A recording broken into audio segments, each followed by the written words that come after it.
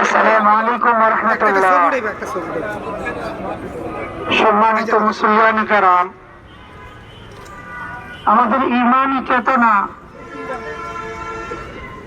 আমাদের রক্ত, আমাদের শরীরগুলো গরম করে দিয়েছে। রাসূলের প্রেম ভালোবাসা আমাদের কতটুকু দিলের মধ্যে ছিল আজকে আমরা প্রকাশ করতে পারছি।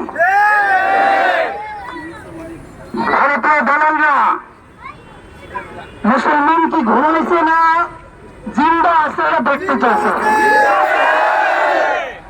আজকে মুসলমান পৃথিবীর আনাচে কানাচে যেখানেই থাকুক না কেন, মুসলমান ঘুমাইলেও তাদের ইমান তাজা রয়েছে।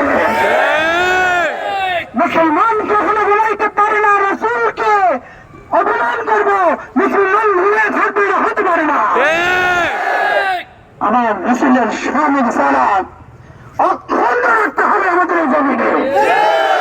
আমার মুসলমান ভাইদের উদ্দেশ্যে আমি বলছি, মুসলমানদেরকে হ্যাঁ প্রতিবন্ধ যে কোনো প্রান্ত থেকে করা হোক আমরা প্রতিবাদ করে তুলব ইনশাআল্লাহ।